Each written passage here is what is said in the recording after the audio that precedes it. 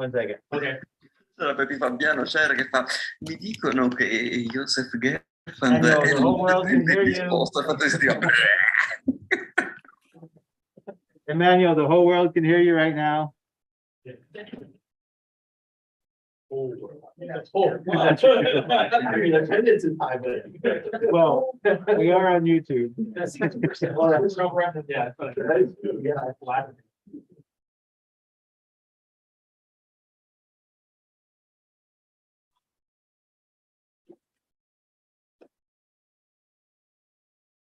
Do you want a mic, Tyler? Sure. It's upstairs behind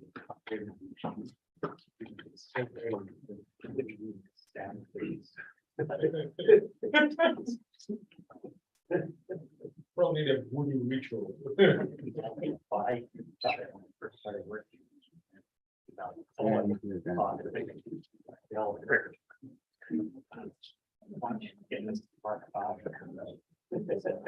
Okay, we're ready. All right. Well, good morning, everyone. First up, I'd like to thank Taya for taking over for me yesterday afternoon. Welcome to the last day of our workshop. This morning, we're going to be delving into the world of compact objects and their ilk. We're going to start off this morning with an invited talk by Tyler Holland Ashford, who will be telling us about compact object demographics and supernova remnants. So welcome, Tyler. Great, thank you. Yeah, as mentioned, I'm Tyler Holland Ashford. I'm a postdoc here at the CFA, and I'll be telling you about demographics of compact objects in supernova remnants. Compact objects being the dense and small leftover objects from the end of stellar evolution, your white dwarfs, your black holes, your neutron stars. But this talk will focus mainly on that core collapse supernovae, the remnants there, neutron stars and black holes. As far as I know, we haven't observed any white dwarfs in supernova remnants. If that is wrong, please correct me at the end or on Slack.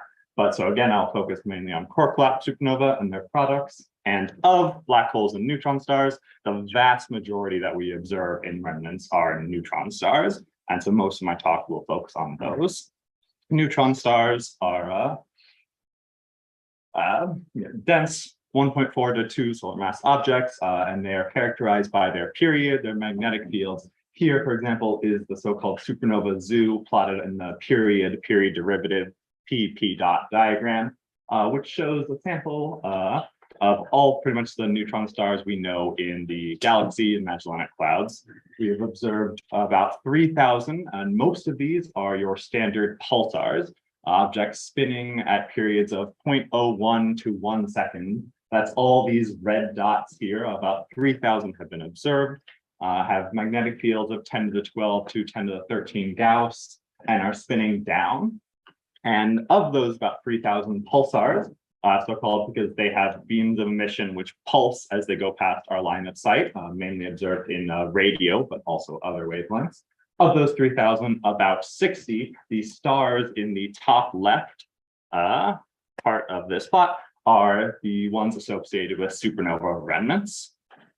There's also other types of neutron stars. For example, in this top right, characterized by high magnetic field, 10 to the 14 Gauss, or 10, maybe even 10 to the 15. There are magnetars, highly magnetic, highly energetic objects that are also spinning much more slowly with periods of seconds instead of fractions of a second. And we've found about 10 magnetars associated with supernova remnants in the Milky Way and Magellanic clouds, and about 20 other magnetars that are not associated with supernova remnants. Finally, you have these central compact objects defined as being central to a supernova remnant. They sit in this region marked by the yellow triangles and are characterized by a lack of variability for the most part and very slow spin down periods, so therefore lower than the bulk population of pulsars. And just as another stat here, we've seen about 350 SNRs in Milky Way and Magellanic clouds. And so with the 60 pulsars, 10 magnetars, 10 central compact objects, that's about a 20% association fraction of supernova remnants with compact objects. Here is just a slide showing you various properties of the 3 main types of neutron stars in supernova remnants. On the left, again, you have your standard radio pulsar, the most commonly found with a medium magnetic field, fast spin down, characterized by their strong radio pulses. Down the bottom is a cartoon of one where you have it spinning, and the alignment between its spin axis and its magnetic field axis causes these beams that you can then see as it's rotating with its period. Magnetars in the middle, high magnetic field, slow spin down, and characterized by their high X-ray and even gamma ray bursts that can happen on the scales of sub-second to lasting months, and range a wide range of energies from 10 to the 39 to 10 to the 47 ergs. Finally, central compact objects. These are kind of the white dwarfs of neutron stars. They are fairly non-variable. They are hot. They, for the most part, just sit there in the center of the supernova remnant, with a few ones with detected variability, but they don't have pulsar wind nebula that are coming out of them. They don't have many outbursts, energetic outbursts. And so with that, I want to, these different types of neutron stars naturally lead to questions, and along with the observed fraction in supernova remnants, where are the remaining 80% of compact objects in supernova remnants? We see about 20% of them having compact objects. What are the origins for these different types? How do you get a neutron star or a pulsar versus a magnetar versus a central compact object?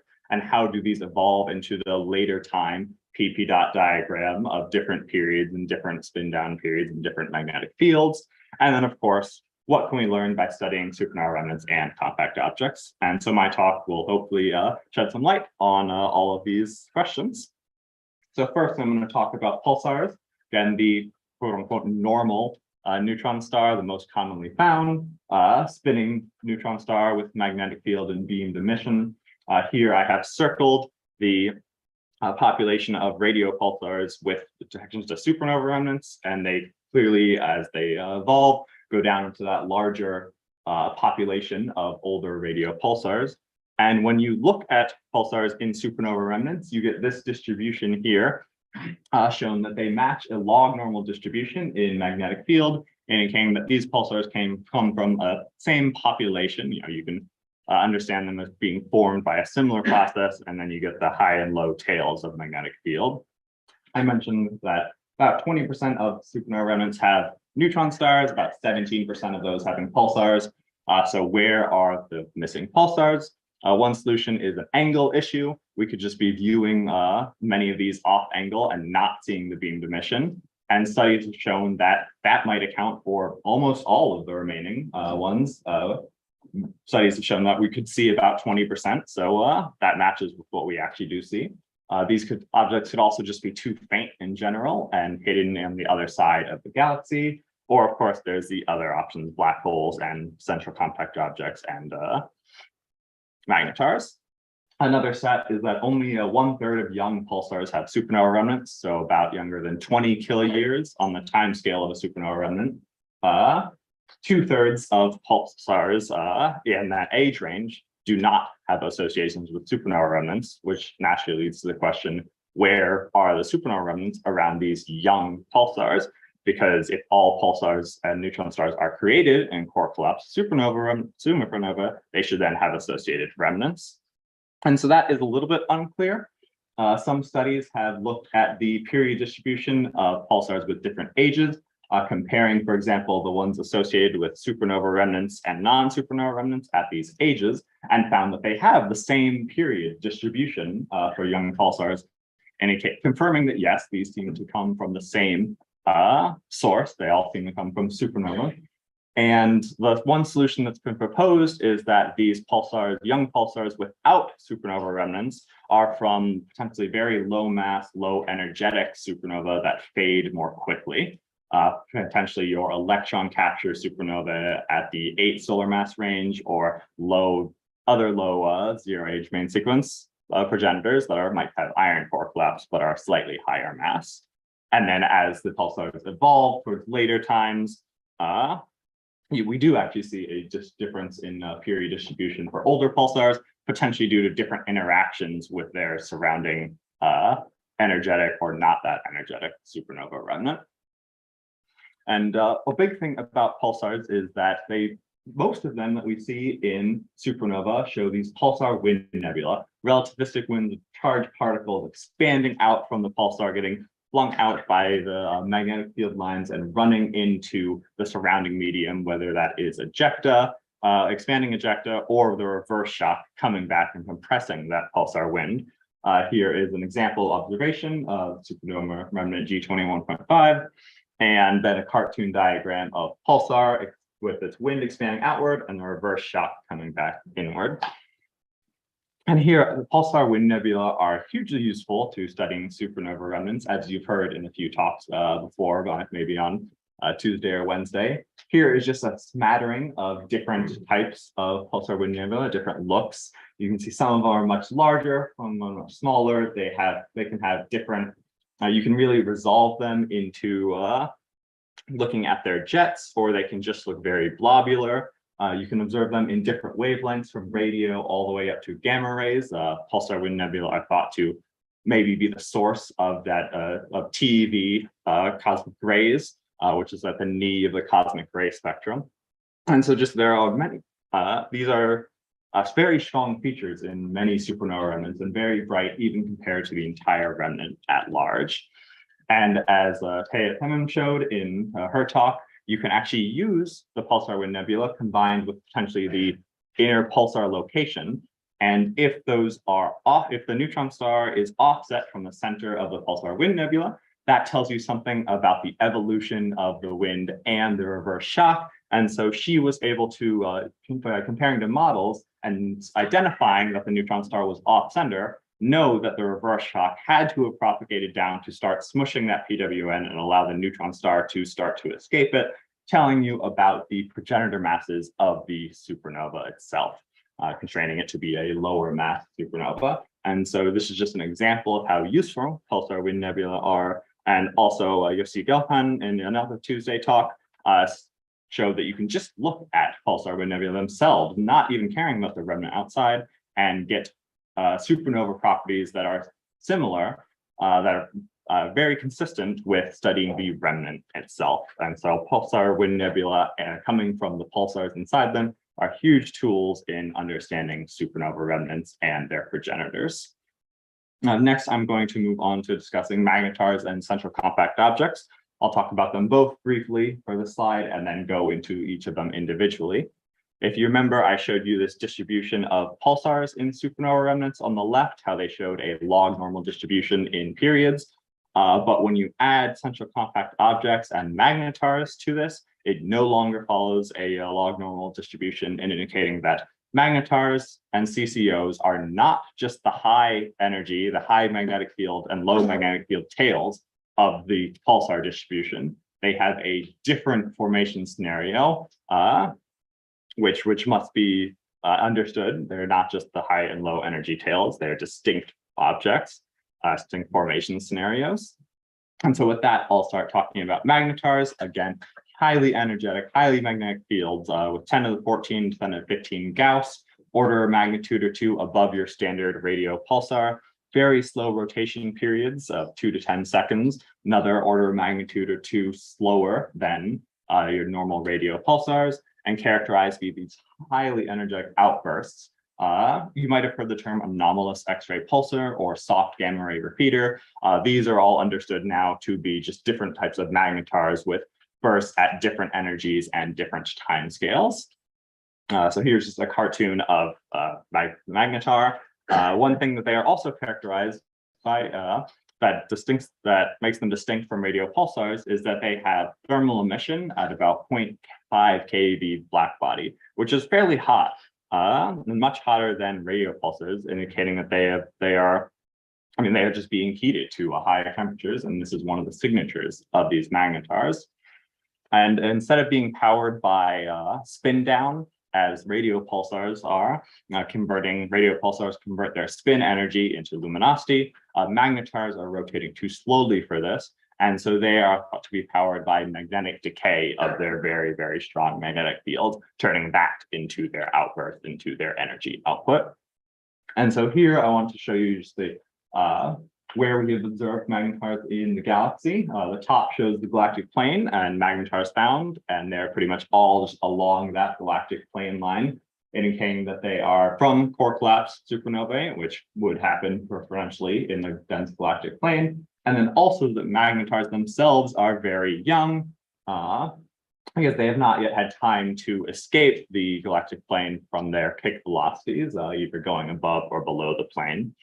And when we look at magnetars found across the galaxy, you see in these red dots here, there are magnetars are found pretty much all across the galaxy, even through it, past the galactic center. And this is because they have these highly energetic outbursts. They are so bright. It is easier for us to detect them because they outshine so many of the things around them, and in hard X-rays too, for their non-thermal, harder emission, which is less subject to attenuation by interstellar dust.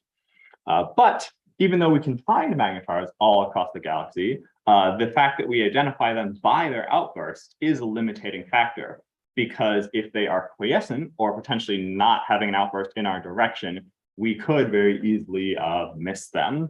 And we have seen quiescent magnetars, for example, in RCW 103, a infamous supernova remnant with a very slowly rotating magnetar with a period about 7 hours instead of 7 seconds.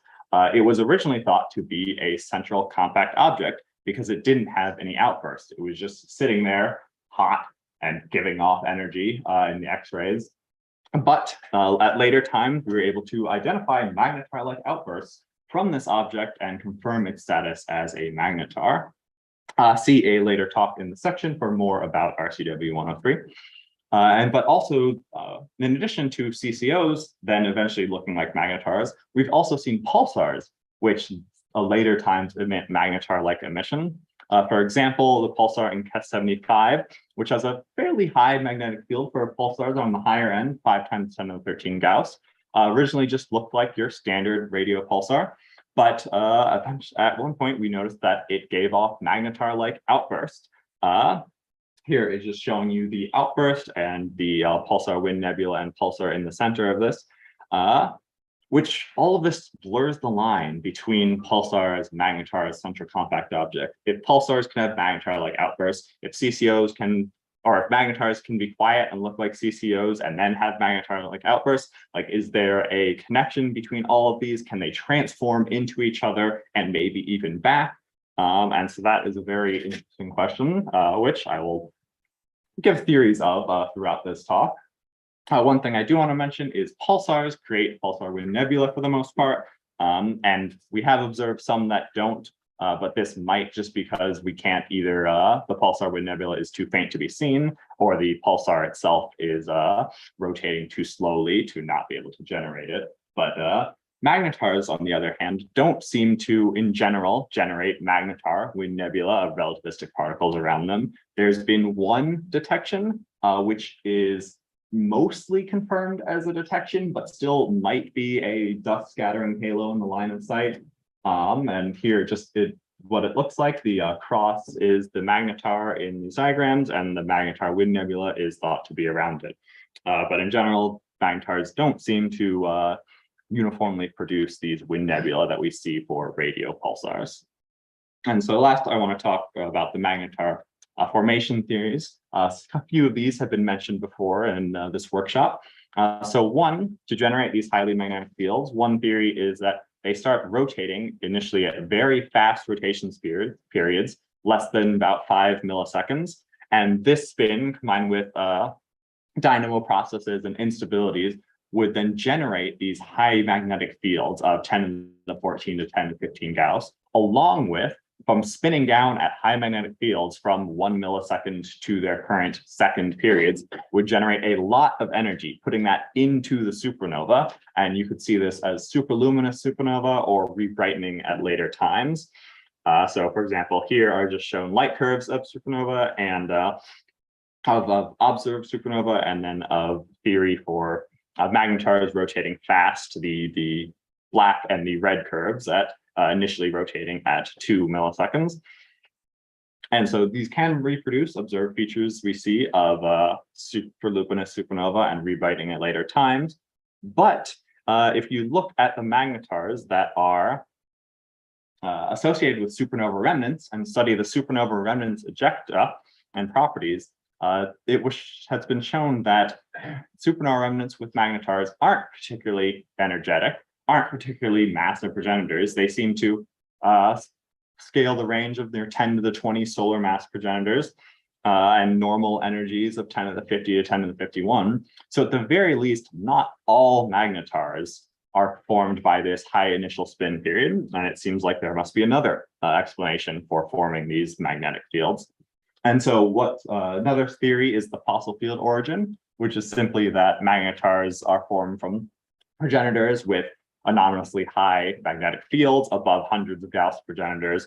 And as the through flux freezing and magnetic field conservation, as the star goes from its larger progenitor down to the magnetar size and density, you get these high magnetic fields.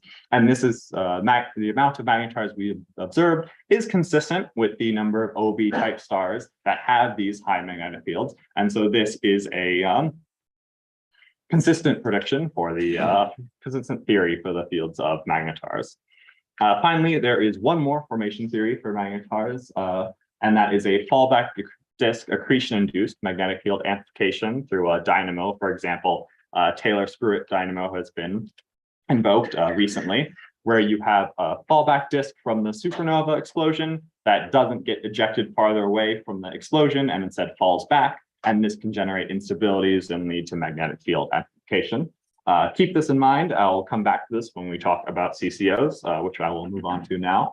While I'm talking about the general description of CCOs, you can play the game of find the CCO in these three remnants because they are small. They are luminous enough to be seen, but they don't show these pulsar wind nebula, these energetic pulses that pulsars show. They don't show this magnetic the strong emission, these strong bursts from magnetars.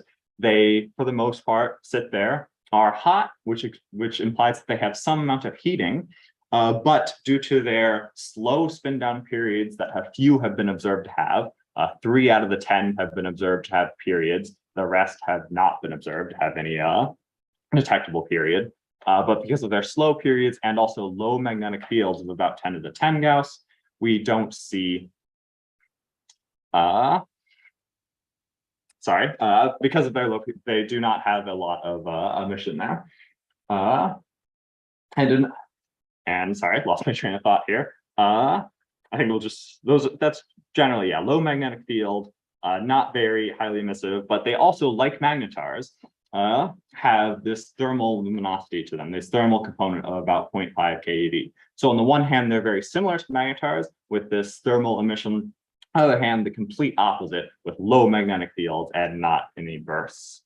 A few things I want to mention is that CCOs, when you look at their characteristic ages, plotted here, characteristic ages on the x-axis, can have very high ages because they have very slow spin downs of about 10 to the 8 years, which are much too large, especially when these are associated with supernova remnants, which can have a max age of 10 to the 4-ish years, maybe 10 to the 5, but even that's pushing it.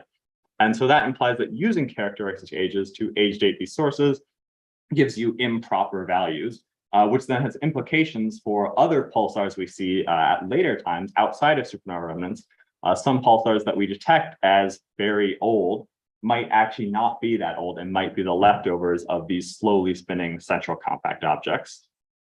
One other thing I want to mention is that CCOs occupy a fairly underpopulated region of the PP dot diagram. This is the period magnetic field diagram. It's pretty much the same as period derivative.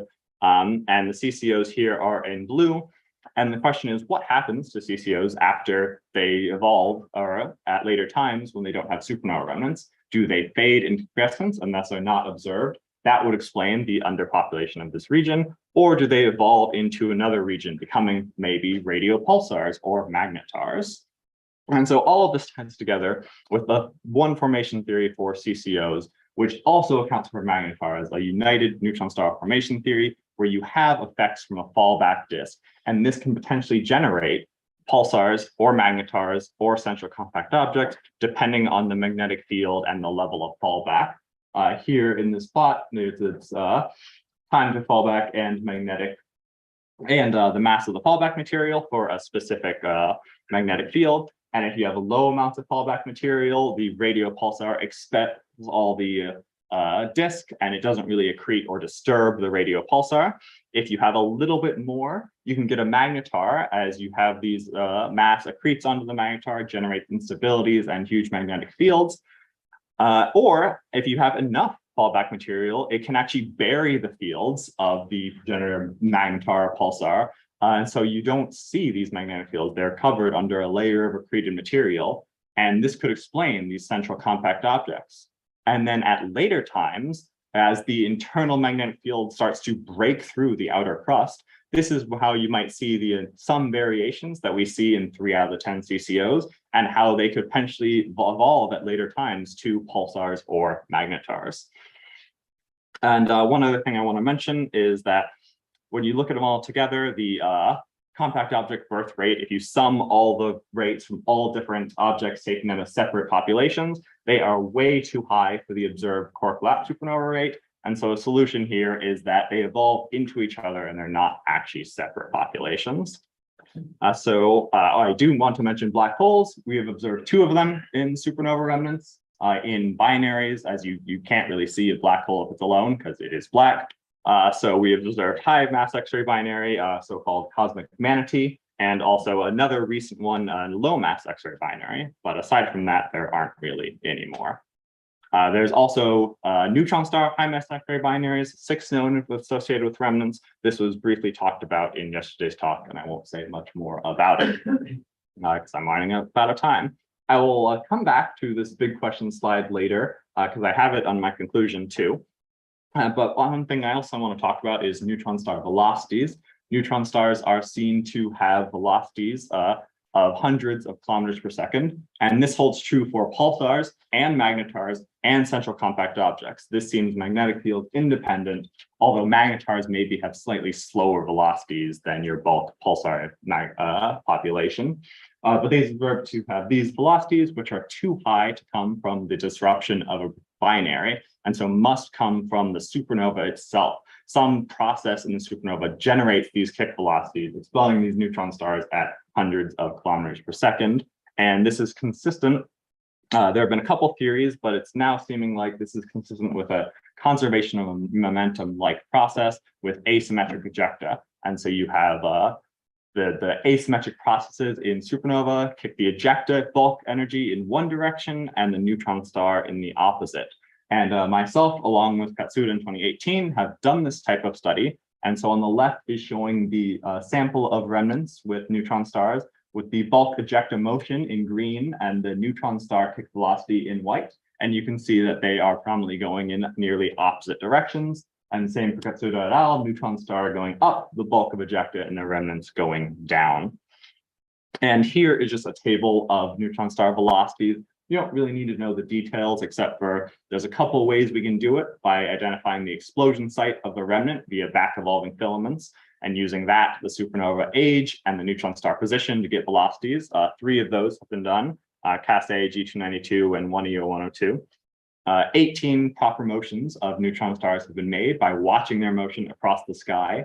But over 10 years, at a few hundred kilometers per second, this corresponds to about 0.2 arc seconds per decade. So not a high shift for your typical supernova remnant in the Milky Way. And so it really requires things like Chandra with a high spatial resolution in order to measure these things, and even so requires 10 or more years in order to get accurate estimates for these velocities. And of these 20-ish neutron star velocities, 10 of them are associated with supernova remnants, young remnants with thermal emission from ejecta. So you can directly compare the neutron star velocity to the ejecta, which represents the explosion properties, rather than potentially swept up CSM, which would more probe the CSM in the swept up environment. And see an upcoming talk for measuring a neutron star proper motion later in this section. Finally, want to mention just that neutron star velocities can be studied and compared to their pulsar wind nebula. And by, for example, in G327.1 minus 1.1, by looking at the neutron star and its tail as it's leaving its pulsar wind nebula, one might naively expect that the neutron star is moving top right. But when you study, when simulations have been done, taking into account the ISM and the surrounding material and expansion of the remnant and the pulsar velocity, it's shown that the tail actually is also affected by the density gradient of the surroundings. And so you can't just use the tail to get neutron star velocity, but you can use all of these properties together to better provide constraints on the entire system, the entire supernova remnant, pulsar wind nebula, neutron star system. So again, huge tools to studying supernova remnants. And so here's my second conclusion slide, which answers some of the big questions before.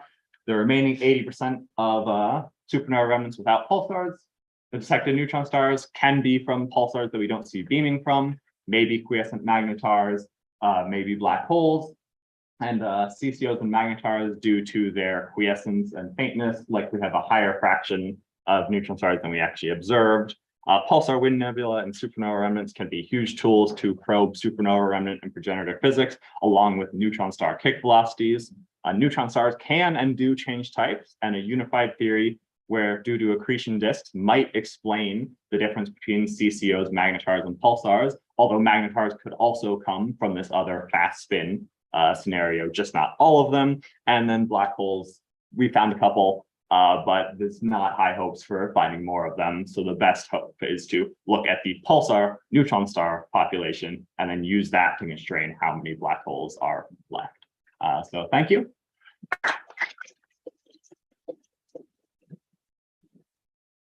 Okay, first, before we address any questions here in the audience, I see we have one question in the chat. So let's see what's going on here.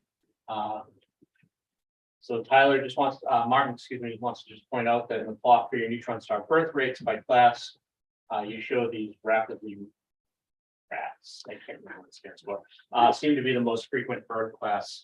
Is this based on anything?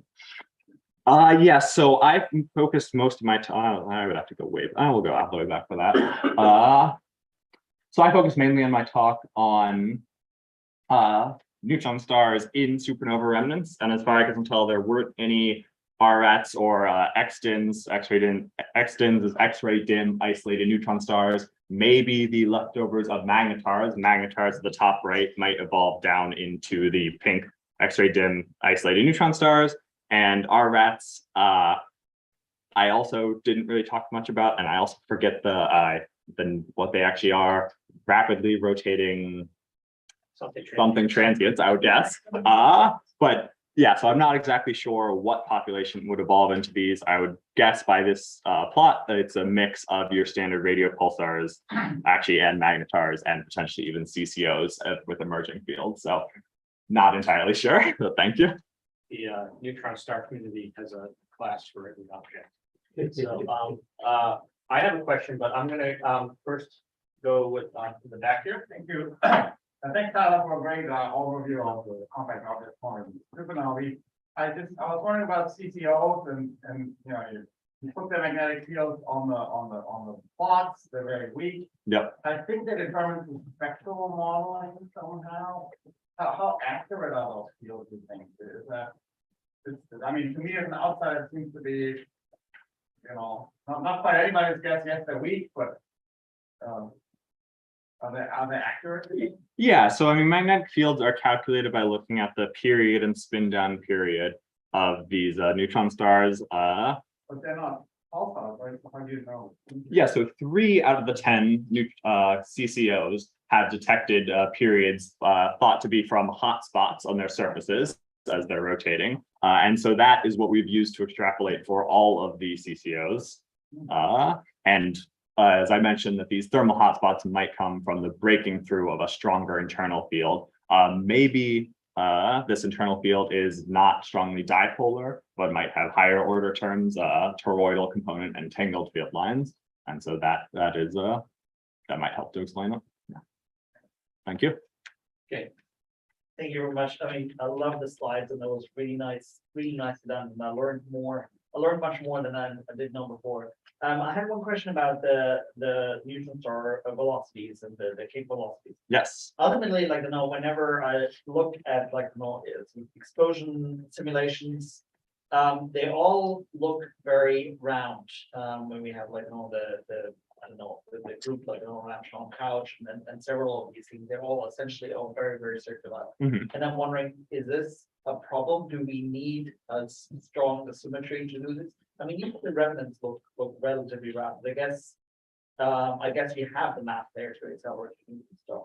Yeah. So good question. A lot of remnants do look circular, especially 1As look more symmetrical than core collapse ones. But even core collapse ones, although they broadly look circular, I mean, Cas A, you could say, looks pretty circular. But when you go into looking at individual elements, for example, in their distributions, they clearly show asymmetries. And even Cas A at that level does show strong levels of asymmetry here. So it's not necessarily determinable by eye, but when you actually look at their asymmetries, they do seem to be strong enough to generate these kicks of So in hundreds of these kilometers per second. simulations, do we have these asymmetries as well?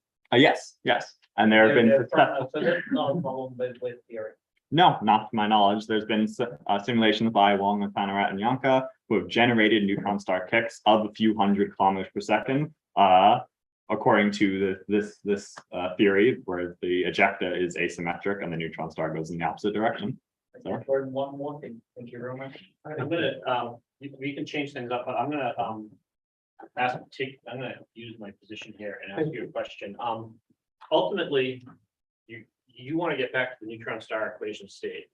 That's the whole goal of this, because that's going to feed back into everything else that happens during, up to the core collapse and then a little bit beyond. Is there anything that's being learned about by looking at all of these different types of neutron stars which are not recycled pulsars? Is there anything that's being learned about the equation state that might be different from these different classes? So I honestly do not have the knowledge to answer that question. I'm sorry. I've mainly focused on neutron velocities and their broad types, haven't really looked into the equations of state. I would guess yes. And I encourage anyone who knows the answer to this question to post it on Slack. Great. Okay, perfect. Let's thank our speaker again. Okay, our next talk is by Emmanuel Greco, who will be sharing with us indications for a pulsar wind nebula in the supernova 1987A. Emmanuel, this is a 15-minute talk. Yes, 1 second, because I am having some troubles with the PDF, with the PowerPoint. 1 sec. I won't get started. Okay, let me try again.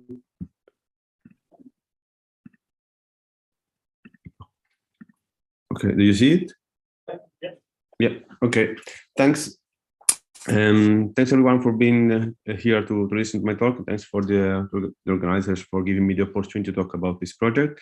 I am Emmanuel Greco and currently a postdoc researcher at the University of Amsterdam. In here I will present the results that I achieved with my collaborators in Palermo and Amsterdam between basically in the last 2 years about the possible evidence for a pulsar wind nebula in supernova 1987A. 1987A is one of the most studied supernova supernova remnant that we know. It is exploded in the February 1997 in the Large Magellanic Cloud at a distance of 51 kiloparsec, and it represents a unique laboratory to study the link between the progenitor star, which was actually observed before the explosion of the supernova, the supernova itself, which was detected and visible even at naked eye, and the remnant which is now developing in the Large Magellanic Cloud. It is characterized by a very homogeneous environment because it is embedded in a H2 region and is interacting with a dense ring-like structure you can see here observed by different telescopes. For example, it's really clear with Hubble and Chandra in the optical X-ray band. And it is very peculiar because it is one of the remnants for which, being so young, we still have no heating of the inner ejecta. And this means that in the most internal part of 87A, we actually have a very cold ejecta and dust, which may hide some radiation coming from the compact object. In fact, despite the detection of neutrinos occurred during the supernova explosion, we still are missing any clear proof about the existence of the neutron star. Basically, we have no direct evidence about this compact object. The only hint that we have about it is basically provided by this paper by SIGAN collaborators, which detected in the ALMA data of 87A a small blob here identified by this cyan ellipse, whose emission is compatible with the emission coming from a proto-Pulsar nebula or neutron star.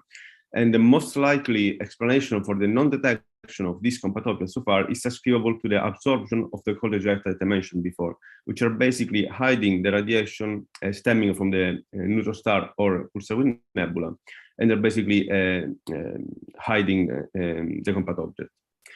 So what we did to tackle this issue was to look at this data from 87A, in particular to look at the hard energy band in which the absorption, for example, due to photoelectric effect is less efficient, and then we can, in order to try to shed the light in the wall covering 87A. But since we are dealing in the X-ray band for supernova remnants, which with optically thin plasma, we need another way to estimate the absorption to the ejecta. This has been done by using MHD simulation, which were developed by Orlando collaboration in 2020, which are able to reproduce most of the observables of 87A. And as you can see here, for example, in this movie, it provided a huge amount of information about the distribution of the ejecta, about the distribution of electron temperature, and so on, and provides a grid with all the information necessary to properly estimate ejecta absorption.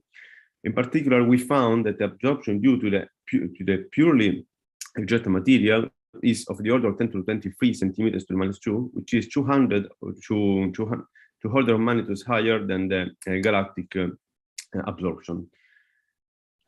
So what we have done is basically to look at Chandra and Nustar data collected between 2012 and 2014 of 87A by fitting the data which show different setups. The first one, which only looks at thermal emission, basically plasma out of equilibrium of ionization, and which provide a very good description of the data up to energy of roughly 10 keV. But above this threshold, clear residuals showed up in the spectrum, and these residuals were perfectly recovered when we added an absorbed power law, which was representative of the PWN scenario, because the emission coming from the PWN is absorbed by the dense cloud of ejecta lying in the inner part of the 7A.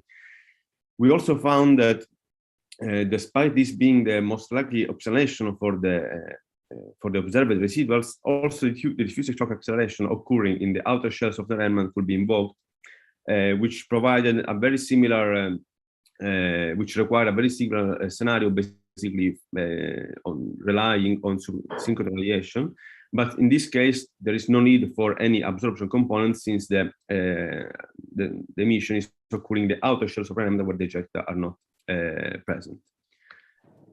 So what we have done is to enlarge our analysis, trying to better discern between these two different scenarios. And we have done this by adding PN and Nustar observation of 7A, PN and RGS observation of 7A, which provide higher statistics thanks to the very high efficient area of XM Newton and spectral resolution when analyzing the spectra. And this gives us better constraints on the thermal emission. So basically, this allows us to better understand what exactly is the contribution not coming from any non-thermal component. And more details, which also will be described by Sun and Ravi in later talks. We also include most recently public data released in 2020, collected in 2020, which allow us to follow a larger time lapse, and giving us the possibility to better follow the time evolution of the emission, because this can give us very important information about the nature of the component. Just to wrap up the main results, the soft X-ray emission that we found was consistent and with the one found in the first paper, based only on Chandra and Nustar data. In fact, the third thermal component was not significant for Chandra, but it was necessary, or at least it improves the fit significantly for the PNRGS data, and this again because of the higher sensitivity of the XM Newton telescope. Here I show you say a streak of spectra in which I compare the best fit model that we found with the actual data. These are all the Chandra, so Newton PN, RGS with different order, and the Nustar spectra compared with the best fit thermal only scenario, in which you can see that the model is able to describe very well the whole spectra, again, until energy of 10 keV. And then if we include an absorbed power law, we obtain an improvement of the chi-squared of roughly 70 points. The best fit for index that we found is 2.8, so compatible with what we might expect from single radiation. And this is true not only for 2012, but also for 2014, in which again we have here these clear residuals, which disappear when we include absorbed power law, and we, in this case, have an improvement of 100 points in the chi-square, and even with a less significance also in 2020, in which we see some lower residuals here, which are slightly better described when adding the absorbed power law. So all these results show that basically the standard analysis, the results provided by the standard analysis are in agreement with what we found in the first paper, which was relying only on Chandra and Nustar data. But we also wanted to make a step beyond the classical structure analysis. And what we have done is to compare the actual spectra with a unique and physical model, which was the one provided by the MHD model we used to estimate the absorption component. In particular, we also included Doppler and thermal broadening effects, which are crucial for RGS comparison in order to check if the physical characteristics, such as, for example, the thermal, the ion temperature, or the velocity of the plasma is coherent, or is consistent between the model and the data. And this provides us the physical interpretation for all the extra data that we want to analyze for all the epochs that we considered, which are the 2012, 2014, and 2020. In this first slide, I show you the comparison between the actual RGS data in 2012, given by the black points, and with the MHD model in red, that you can see here. And overall, since we are not performing any fit, we are just taking the emission coming from the model and overlapping it on the spectra, we can see that basically the model gives a very nice description of the actual observation. And this is true also for 2014, as you can see here, even the lines are well described. And 2020, even though here we can see that the MHD model seems to slightly overestimate the general flux of 87A. Then if we compare the same model with the Nustar, XMM, and Chandra spectra, we can clearly see that the model, again, very well describes the whole emission. And I want to stress here that we're not performing any fit here. We're just taking the model as it is, putting it on the spectra, and see what residuals we see. But again, we see that from energy around 10 keV, clear residuals show up in the spectra.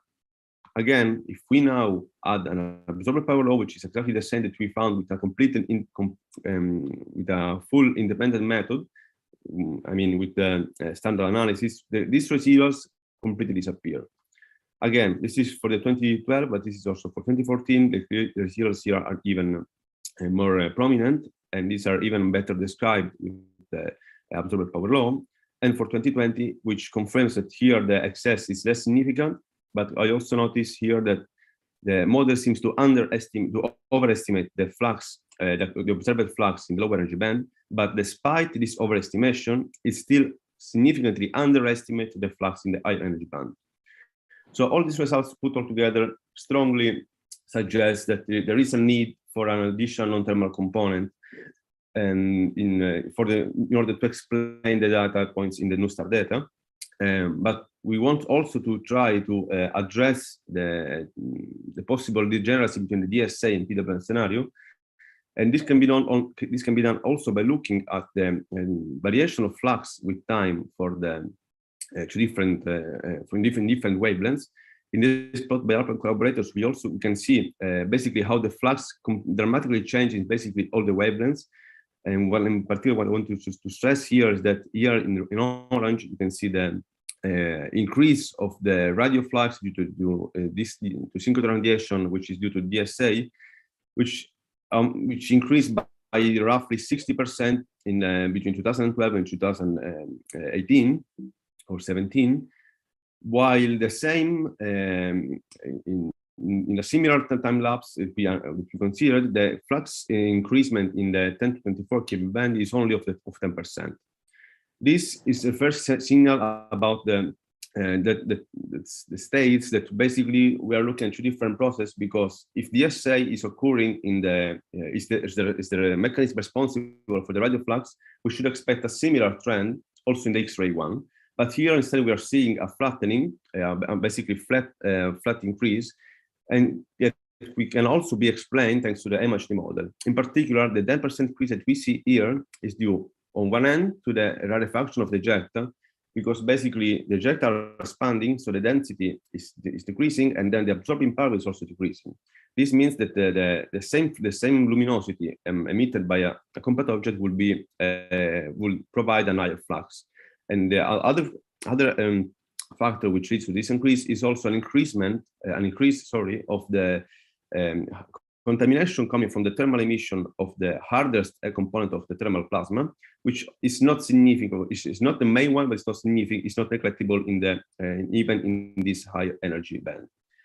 Moreover, we also tested the DSA scenario on the different setups, and we always found systematically a worse description of the spectra with respect to the simple PWM. And all these results basically point against, and in a unique and coherent scenario, against the DSA, the DSA proposition. In the last slide, I want also to show you how, on the other end, the PWM does not require any particular assumptions to be physically sound. In fact, here in this plot, I show you the possible position of the pulsar nebula of 87A, assuming certain value of the magnetic field and conversion efficiency. And this is done basically by building a toy model of the spectral energy distribution of the PWM. And here I show you just stripes or bands rather than points, because we do not have exactly a measurement of the PM dot. We are just inferring it by the luminosity and the photo index of the measured by the X-ray analysis, and then it is basically linked to the E dot of the neutron star. We also found that the bolometric luminosity of the PWM found in this way is perfectly compatible with the other upper limits found by Alpen collaborators, further suggesting that there is no need to make any particular assumption on the PWM. Since I think I am out of time, I will just leave you with the summary, and thank you. Thank you. We have time for one question. Yes. What's the X-ray luminosity of the PWM candidate you have? And we found here something around 10 to the 35. I think it's like 1.5 times 10 to the 35 erg. So that could provide an estimate on the E dot of the pulsar. Yeah, basically what we do is, let me take one of the slides. I think you don't not see anything. Do you used to see the slides? No. Okay, so it's fine. I will just. Okay, so basically this is the SAD, the toy model that we built. It is built based on the X-ray analysis that we found. So here, this is the power load that we found, which is well below all the data. This data seems to be very high, but just because there is the thermal emission here, which is misleading the eye. And the other constraint, which is the only one we know, is from the ALMA data, and this is basically the upper limit on the flux. From this toy model, we can estimate with some uncertainty the bolometric luminosity of this PWM. And from this, by assuming certain conversion efficiency, we can also estimate the spin down power. And the spin down power, as I showed you in the slide here, is related to this ratio. And basically, this is the ratio that we are plotting here. So you can also see here like a constant E dot over various magnetic fields. Excellent. Thank you, Emmanuel, for that. It's fantastic to see that 2021 paper being followed up with more work. Let's Thanks. thank our speaker again. Our next talk, our next few talks are all lightning talks, so they're 5 minutes. Let's reserve questions for Slack. The first one will be Pulsar Wind Nebula, at the center of Supernova Remnant 0540 minus 69.3, as resolved by ALMA. Potion, I apologize if I did not pronounce that correctly. And whenever you're ready, you may start. Okay, thank you for giving me this chance to have the talk. And I'm Potion O, PhD student from SI and NTU in Taiwan. And I'm going to talk about the Pulsar Nebula revealed by ALMA, the ALMA image. And the Pulsar Nebula in the Supernova Remnant 0540, it is called the twin of the crab. And because the similar morphology of the Pulsar Nebula, and it is their age are also similar. And this supernova remnant is the second youngest supernova remnant in the Large Magellanic Cloud, only older than 1987A. So are there are 0540 and the crab really the twins? We would like to look into the structure of the Pulsar Nebula. So this is our ALMA image of the 0540. So the ALMA observation reveals some interesting features of the Pulsar Nebula. First, we look into the overall morphology. We can see the shape of the torus and the jet, although their direction are still in debate. We compare the overall extent of the synchrotron radiation revealed by ALMA with the optical emission. So we can see that the Pulsar Nebula is at the center. And we can also see that the sulfur 2 emission shows the shocked supernova ejecta around the Pulsar Nebula, and the oxygen 3 emission are in the outer layer that shows the photoionized supernova ejecta. Next, we look into some detailed structure in this image. So the red arrow is the location of the pulsar. So we can see there's some 3 very bright clumps. There are quite interesting structure and still need explanations. And we can also see some arcs around these clumps. The arc-like structure are similar to the shape that is shown in 3C58.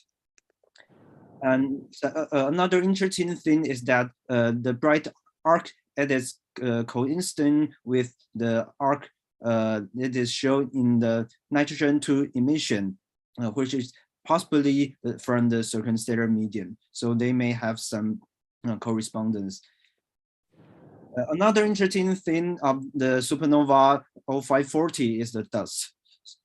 So we analyzed the Herschel emission and we found there's a peak in the SED. So it is likely corresponding to the cold dust component of a temperature of 24 degree K. So it is probably from the cold supernova ejecta dust.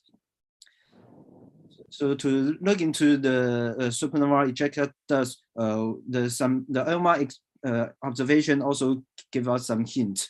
Although the ALMA band 3 emission only shows the synchrotron radiation, we can see some clumpy structure, and the supernova ejecta dust are really suggest to be formed in some clumpy structure. So we are still analyzing the band 6 emission, which has a higher frequency, and the structure is slightly different from the band 3 emission. And so we suspect that there's some dust emission associated with this clumpy structure. So, okay, so is the 0540 Pulsar Nebula really the crab's twins? We can see some structure like the symmetry, morphology, and the arcs and the clumps. They are not seen in the crab. And also the crab and the 0540 have different progenitor mass, and so this is a interesting topic to compare the different progenitor mass and different morphology for these 2 Pulsar Nebula. So I will stop here. Thank you.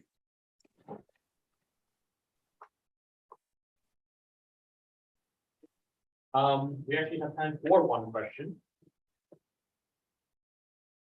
Okay. All right, let's thank our speaker again. Our next lightning talk will be by Takuto Narita. Progenitor mass estimation of the Magnetar hosting supernova remnant RCW 103 with circumstellar material. Okay. Whenever you are ready.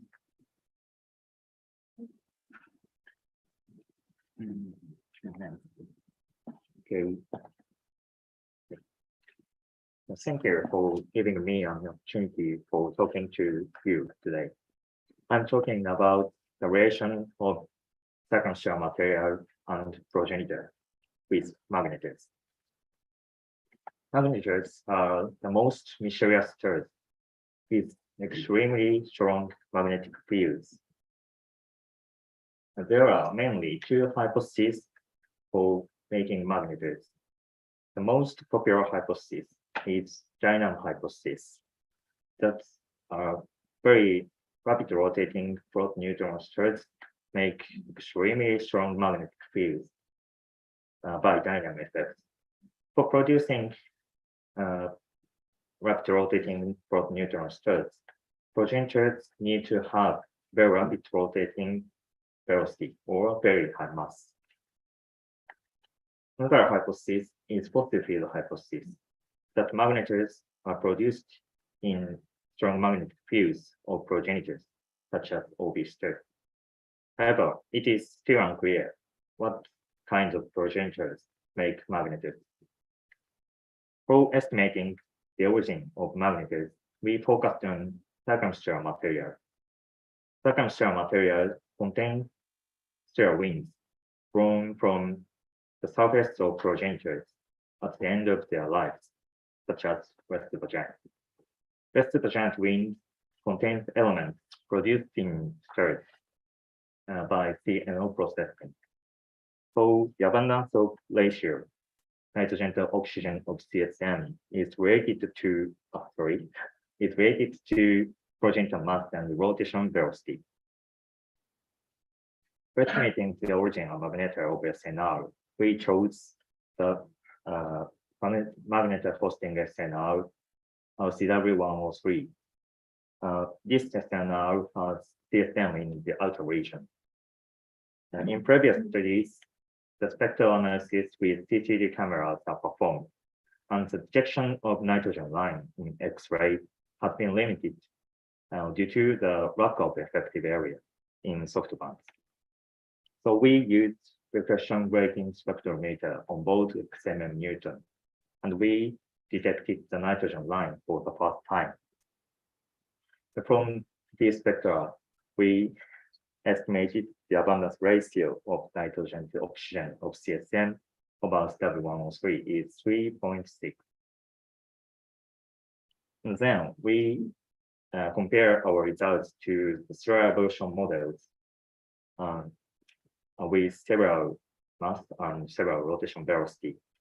First, we compare to models with various mass from 10 solar mass to 80 solar mass. And we estimated the progenitor above CW103 is low mass. And this result is consistent with previous studies such as Brown et al. And Frank et al. And then we compare the models with several velocities. And this graph shows the relation of the abundance ratio of nitrogen to oxygen and the progenitor mass. And the black dashed line and orange line shows our result with 1 sigma error. And red line shows the model with no rotation. And the blue line shows the model with median rotation velocity near 100 kilometers per second. And the black line shows the very rapid rotation model near 400 kilometers per second. From this graph, we estimated the progenitor above CW103 has a low mass and medium velocity. And so from this result, the dynamo effect hypothesis is unlikely for CW103. Okay. We estimated the abundance ratio of nitrogen to oxygen of CSM or CW103. And the magnetar above CW103 is not likely to be produced by dynamo effect.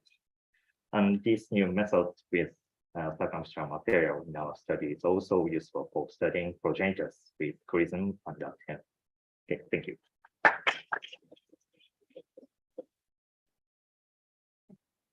you have any questions for our speaker? I have one very quick question. Can you go back to your spectrum? Yeah. So what's going on here? Sorry, people on the, maybe they can see. You see oxygen 7 in the RGS spectrum, but not in the MOS. Is it because you're looking at a different spot? That's So in the MOS spectrum, you see no oxygen 7 Yeah. helium alpha, but in the RGS spectrum, you see that bright line. Yeah. Is that as the RGS is shown through a small region. okay? Thank you. That's all. That's corrected. Okay. Let's thank our speaker again. Thank you. Thank you. Our next speaker will be Jeanette Suherli, and I apologize if I didn't say that correctly. Zooming in on the environment of the Vela Junior's central compact object. And this is 5 minutes, it's a lightning clock. As soon as you're ready, you may start. We're seeing the speaker notes.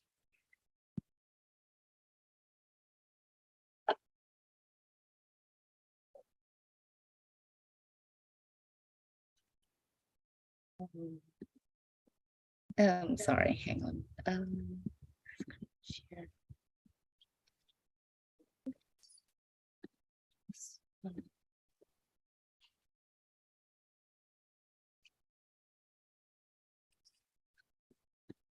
We're seeing blank. Oh, Yeah, all there we right. go. Okay. There you go. Thank you so much.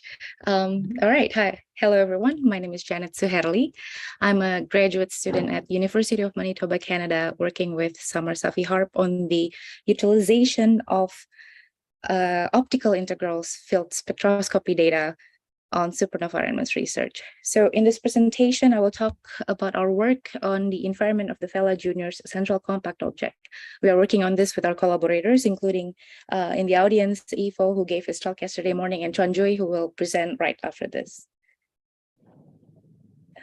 All right, so Vela Junior is a shell-type galactic supernova remnant, and it is dominated by non-thermal emission. It is also a key object for the study of TeV, cosmic ray acceleration.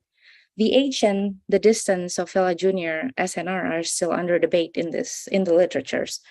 It is also among a handful of supernova remnants that known to host central compact objects, or CCOs, marked here with the blue circle. CCO is a class of enigmatic isolated neutron stars that do not show standard pulsar activity. Tyler earlier had given a great talk about CCOs and how interesting they are. One of the intriguing characteristics of CCOs that I want to highlight here is that they exclusively shine in X-ray. There's no counterparts at any other wavelength. And another debated question about CCOs is their supernova progenitors. In this research, we want to use optical observations to shed light on the environment of CCOs, which in turn will help address the progenitor from a different perspective. Among many things that makes Vela Junior a fascinating object, one is the optical nebulosity that was found at the location of its CCO. To this day, this is the only CCO around which nebular emission had been detected. But to be fair, there are only 10 CCOs. The nebula was first detected in H-alpha, narrowband images, and then dedicated follow-up HST observations that targeted H-alpha came back empty. Later on, the spectrum taken with force 2 at VLT showed that the nebula has strong nitrogen doublet emission and only a marginal contribution from H-alpha. So we observed the field of Vela Junior CCO with the multi-unit spectroscopic explorer, or MUSE, the integral field spectrograph at VLT. Yesterday, we heard Ifo talk about the good things about MUSE and how it enables the SNR tomography. And we also saw the 3D view of SNR 0540 from MUSE in Joseph's talk on Tuesday. With our MUSE data, we confirm with certainty that the nebula shines primarily in nitrogen-2. The data shows that the nitrogen-2 abundances are way much stronger than H-alpha. Also, there is no oxygen-3 emissions detected in the nebula. And here we have the first spatially resolved 10 arcsecond image of the nebula environment shown in H-alpha, nitrogen-2, sulfur-2. Again, the blue circle marks the location of the CCO. What stands out in this morphology of the nebula is the offset between the H-alpha and the nitrogen-2. They are very well separated. And the panel here on the right shows the emission line maps of all detected lines in the emission nebula. We can see that there are two distinct nebular morphologies, bow-shaped and sort of blobby features. The center here, helium-1, it seems to appear to be more tracing the H-alpha, whereas the other, the sulfur-2, the argon-3, and the iron, concentrated more further to the north. So our next step is to investigate the nature of the nebula.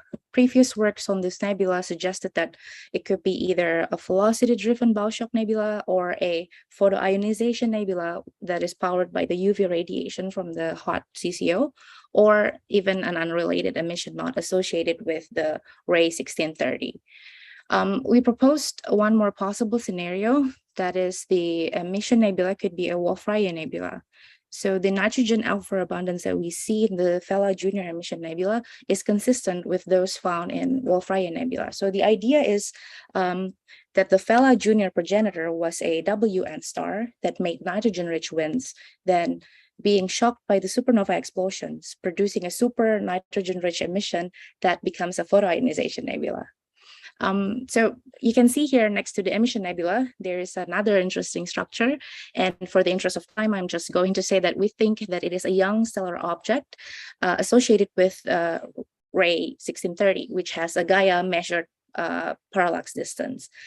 Our initial calculation of the doppler velocity of the nitrogen-2 jets show obvious interaction between the emission nebula and the ray 1630. So if the emission nebula is indeed the optical imprint of the Vela Junior CCO and it is interacting with the young stellar object, it will also allow us to reliably determine the distance to the Vela Junior.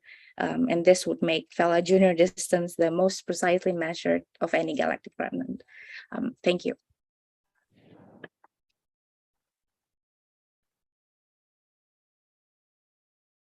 Thank you for that talk. Excuse me while I sneeze. We don't have any time for questions for this. If you have any questions for our speaker on this fantastic result, please post them on Slack.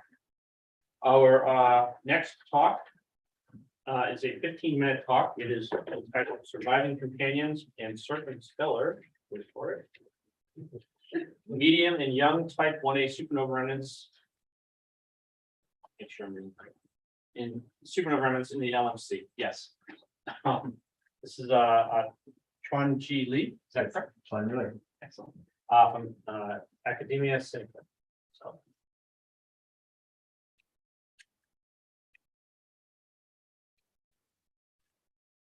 Apologize.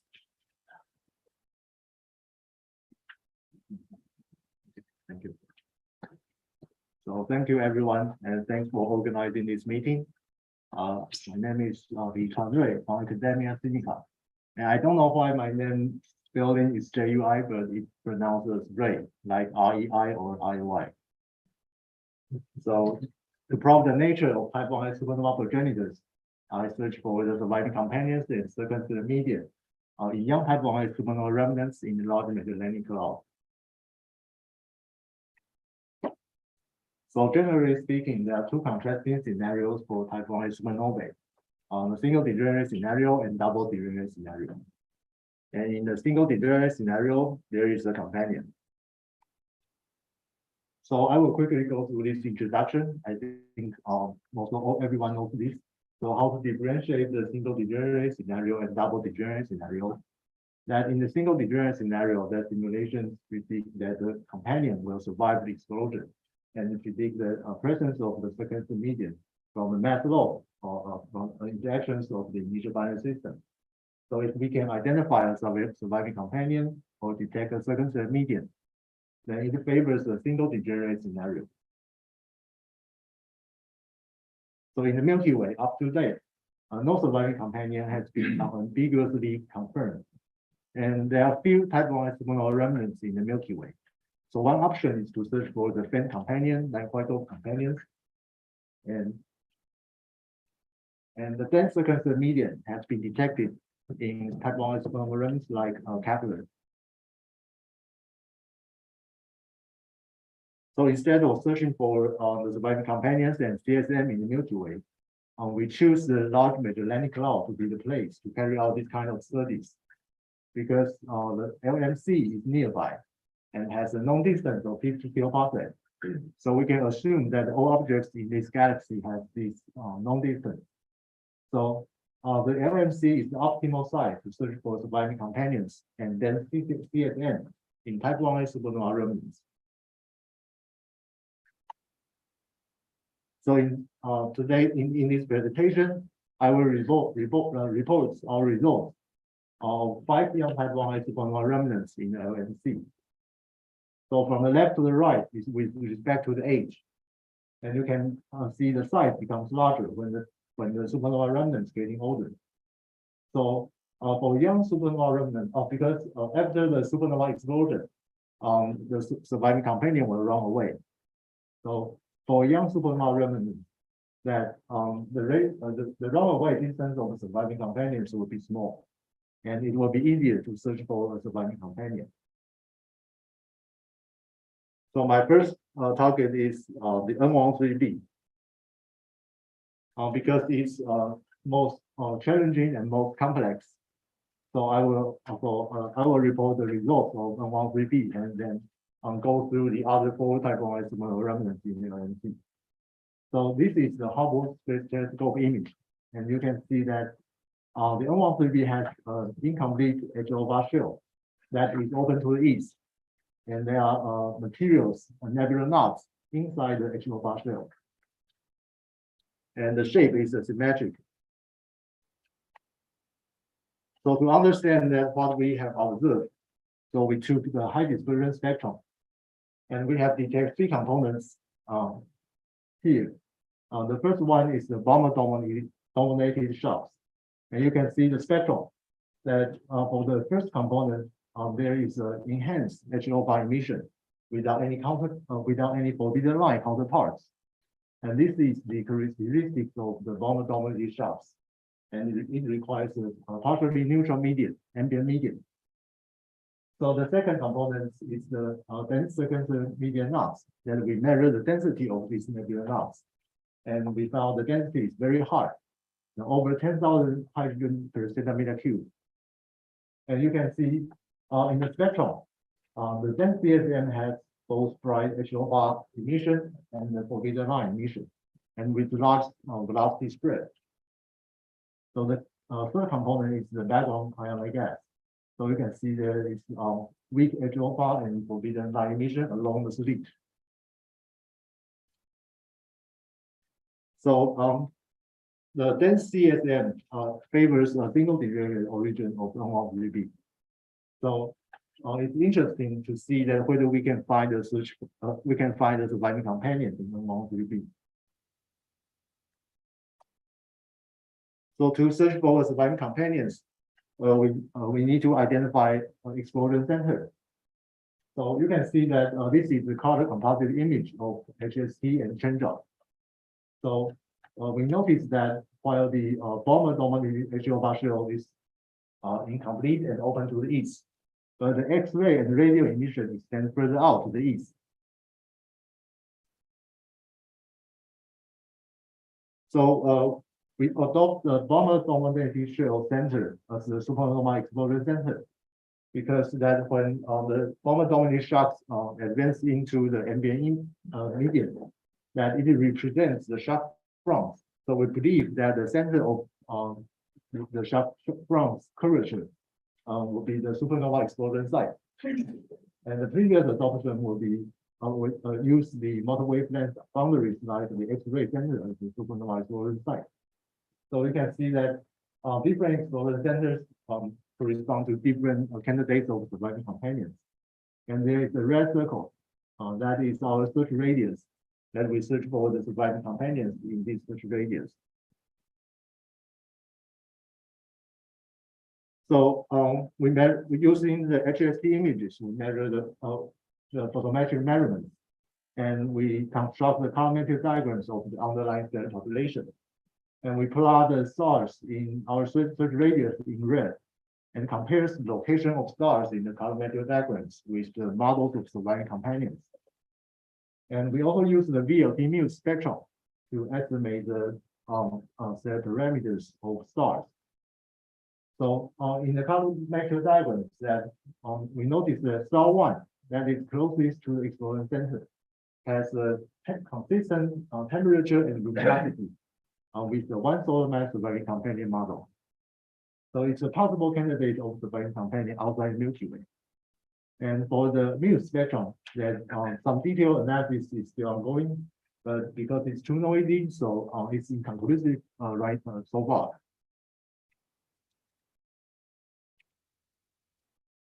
So after N13B, I will quickly go through the results of other 4 type 1 supernova remnants in the LMC. So the first one is the youngest one at 0509, and it has a regular shape, and there is no any possible candidate of surviving companion near the center. But there is a galaxy, background galaxy just near the center, so it's a photobound galaxy, and it's likely a double degenerate origin. And thanks for the great talk by our Neutron yesterday. And so she did a great job and used the HO shocks to measure the proper motion of the shocks and to define a new explosion center and a search radius and identify 3 stars, I think. So I just put out our results in 2017 in red. Our center is the white star, and the red circle is our search radius. So I just make plot over plot and to make comparisons here. And in that paper, we also did construct the colorimetric diagrams of stars of the underlying stellar population.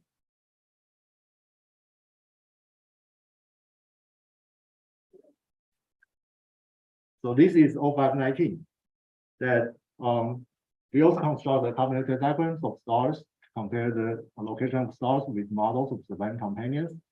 And we also use the VLT-mu spectrum to derive the radial velocities of stars. And we found that on the star 5, it has a peculiar radial velocity that has a larger than 2.5 sigma from the mean of the radial velocity distribution. So making it a possible candidate of a surviving companion.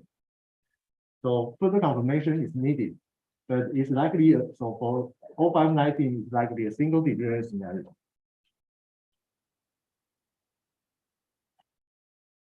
So it's interesting to talk about a DML 71 after 0519, because we also found a star 80 that has a peculiar radial velocity that has larger than 2.5 sigma from the mean of the radial velocity distribution.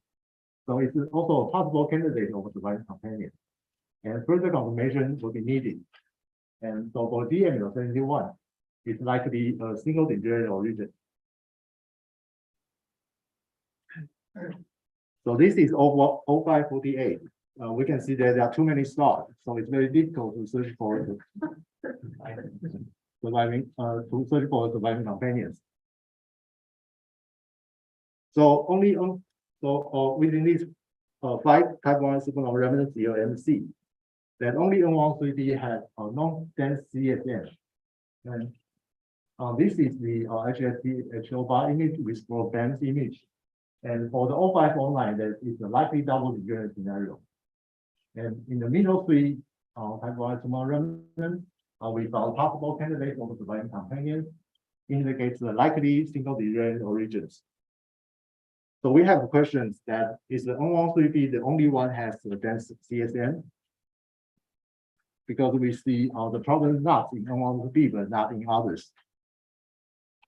So this is exactly same slide, previous slide. I just want to recall the memory that we have detect three components in N13B. And the dense CSM knot has both HO emission and forbidden light emission with large velocity spread. So in Cheek by N13B, we search for forbidden light emission in other type of supernova remnants in LMC. And the red color, you can see the HO bar shell. So contrary to expectations, that we found nothing in 0509, but we found dense CSM knot in 405 type 1 LMC supernova remnants. And so, and the existence dense CSM knot favors a single deviation scenario. So we measure the density of these nebula, these nebula knots, CSM knots, and the x-axis is the density. From the left to the right is from dense to less dense. And so first we can see there is a clear separation between the CSM and the ISM. And the different colors represents the different CSM knots in the type 1 different type 1 supernova remnants. So we can see that when the type 1 supernova remnant is getting older, the CSM knot is getting less dense, and it makes sense. So the presence of CSM in type 1 supernova remnants could be more prevalent than people previously thought. So this is a comparison between the single degenerate origin and the double degenerate origin. The upper panels are the HSD and VLT muse H alpha, and the lower panel is the upstream and SOFA 2 image. So we can see there are so many stuff, so many materials for N13B in different line image. But for the 0509, we can see only the HO bar shell without any forbidden light on the top.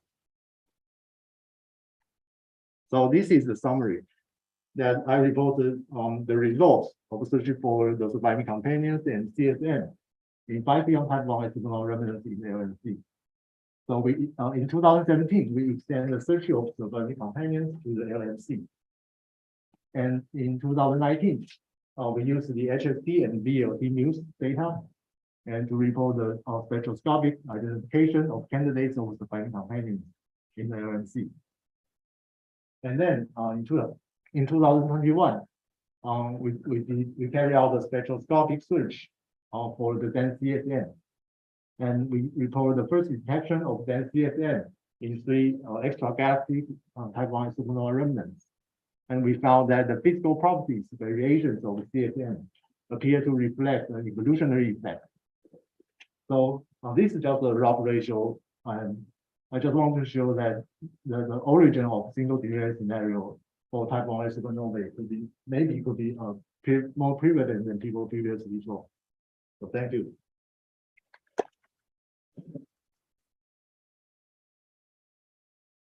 We have time for a question or two. Do we have any questions?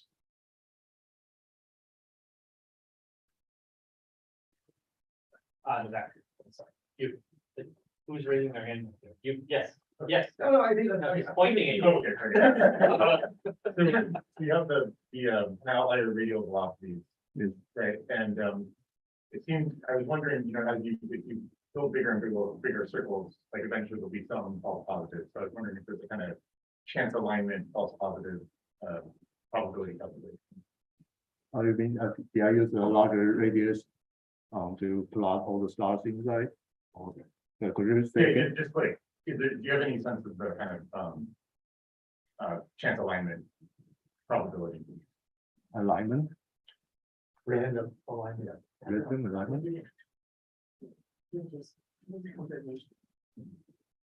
Yeah, we just found one star that has a peculiar radial velocity compared to the overall distribution, and so we will see more further confirmation.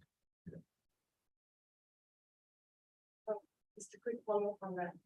Could you say, could you point out in that figure, there's a recent HST observation of 0519. Could you use the H alpha proper motions to find out if that had a peculiar velocity or? You mean the new HO bar Yeah. image? Oh, of 0519 Yeah, and to calculate the proper motions of stars.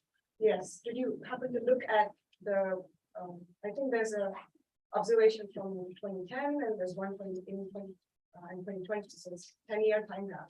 Do you happen to have a chance to look at the proper motion of stars inside of 0519? Yeah,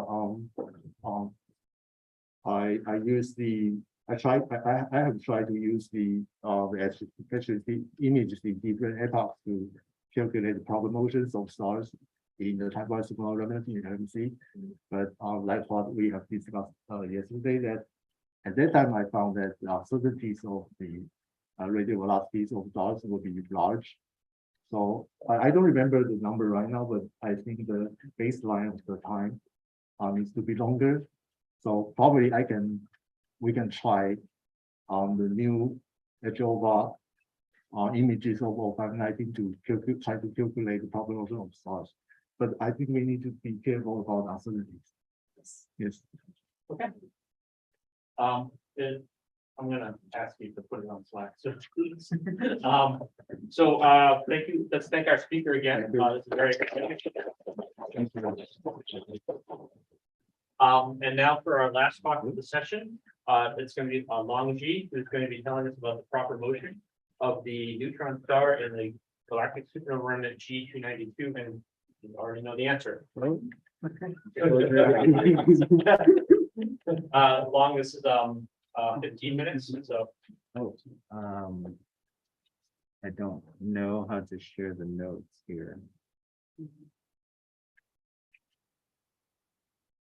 We need 2 steps to do that. Okay.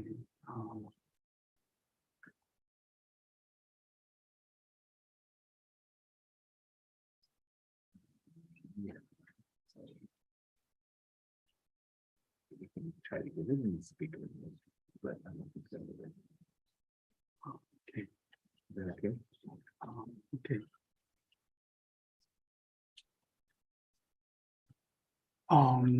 Good morning. I'm Xi Long, I'm postdoc at CFA. It's a pleasure to introduce our work, the first direct measurement of the pulsar in a galactic supernova remnant G292. So the G292 has been discussed in Taya's talks before. I will quickly go here. G292 is a oxygen-rich supernova remnant in LMC, is 6.2 kiloparsec to us, and it is a core-collapse supernova remnant. And here shows the short material. The yellow and orange is oxygen, green is magnesium, and blue and sulfur. Blue is the sulfur and silicon. And near the center is the so-called Pulsar Nebula, and it has a jet-like structure, which is likely the spin aligned with the spin direction of the pulsar, and it has compared to the center of the remnant, it shows a cake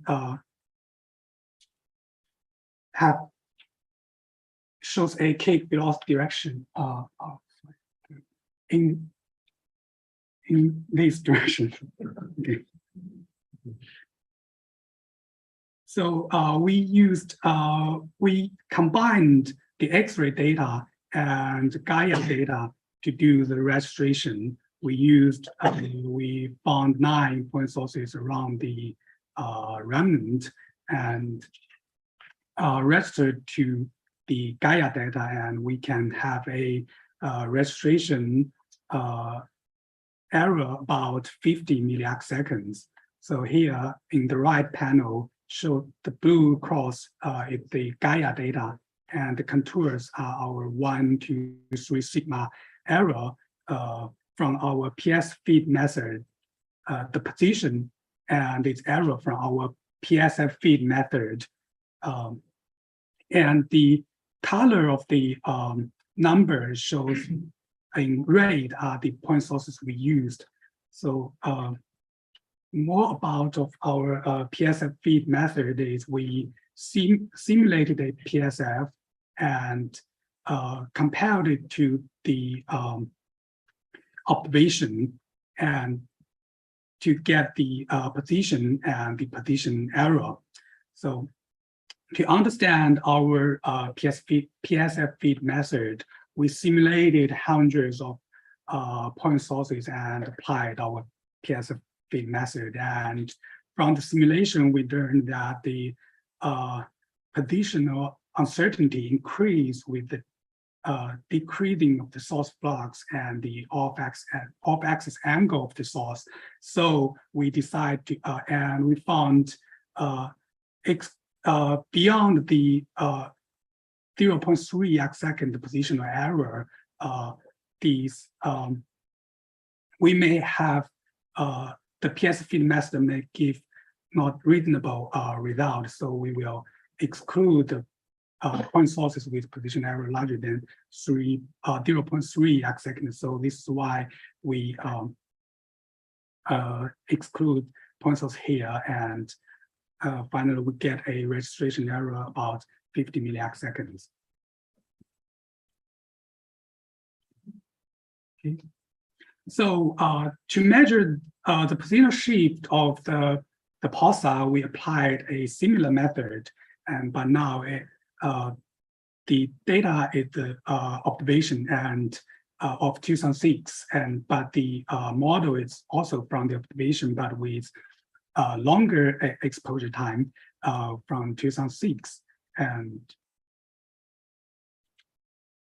so here shows one observation from 2006 and one of in the left panel, and the right panel shows the pulsar image from 2016, and the magenta cross labeled the position of the pulsar in 2006, and we can see there is a obvious shift.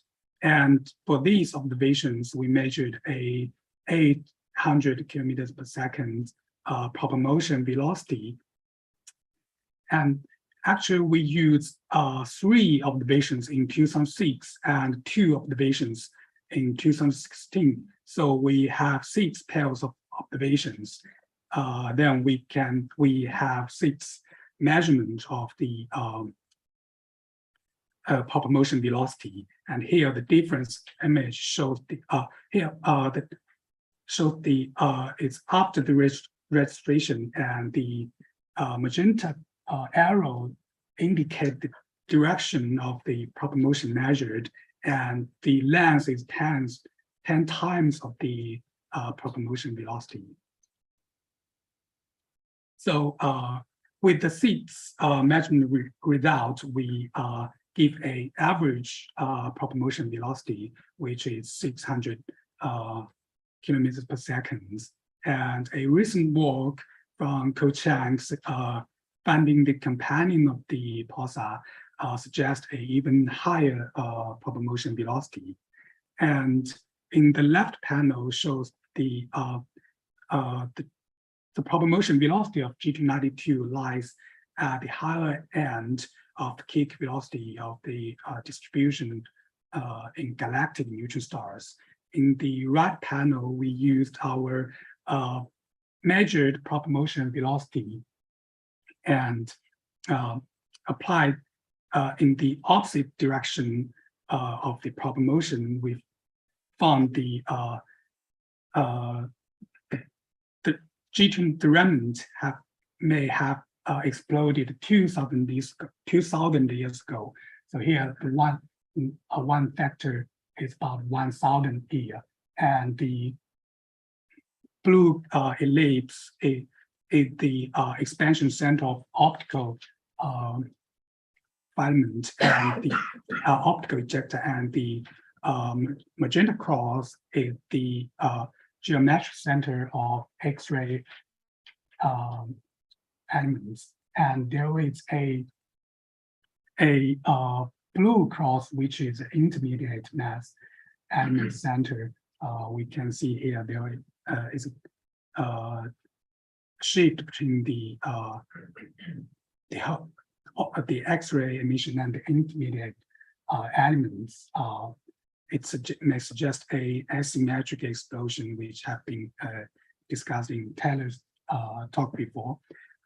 So here it's a zoomed-in image of the pulsar with nebula with the proper motion velocity indicated, and there is a misalignment of the proper motion velocity and the jet-like feature. So this is consistent with a random spin kick alignment from the 3D simulations.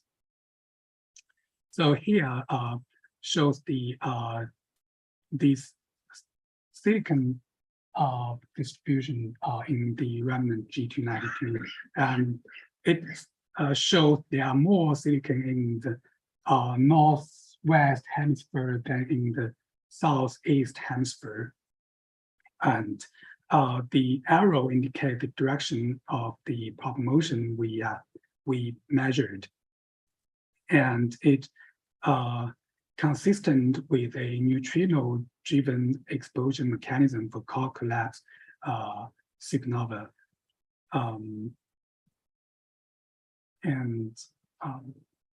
So here is our conclusion. Thank you.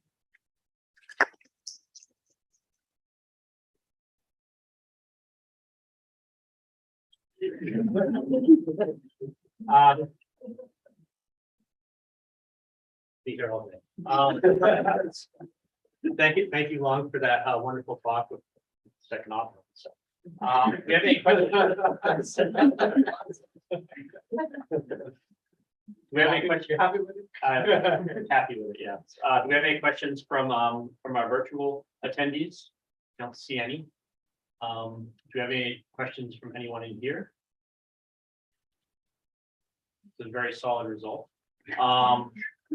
All right, so I will advertise that we now have this wonderfully registered data set G292 that we can do lots of stuff with. So that's it for this morning's session. Do we have any announcements? Rudy? I was thinking it'd be nice to take a picture, maybe now or maybe during lunch on the steps. Yeah, I think that's a great idea. How about now? How about now? Now, Okay. before everybody leaves. Yeah, Let's do it now. yeah. Do you want to also make a mosaic of all the people on the thing and take a picture of that, or is that going to be too much? I could do that.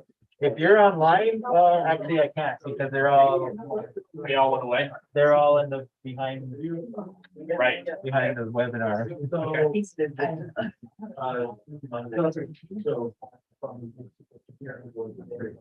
Thank you all. Mhm.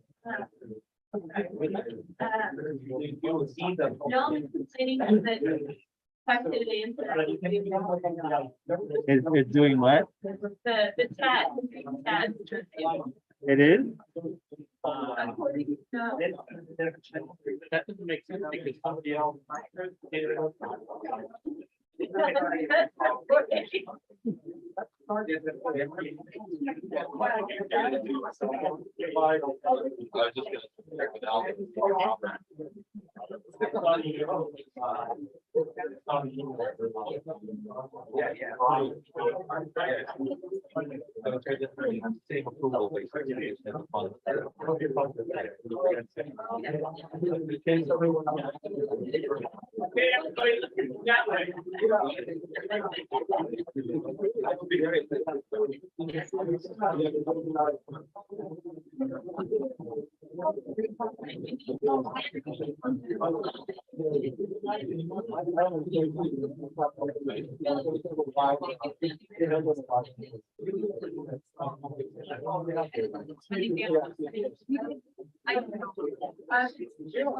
There you guys go in the parking lot? I think we're there here. Went down the stairs?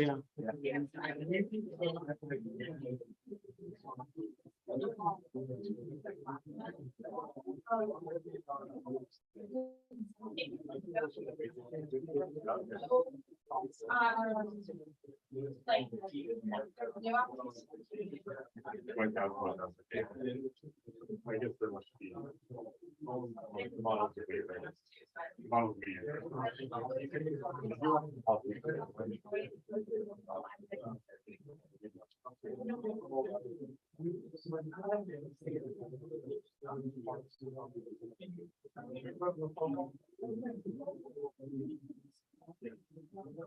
Jeanette, I'm gonna put you into the attendee list. Is there lost and found?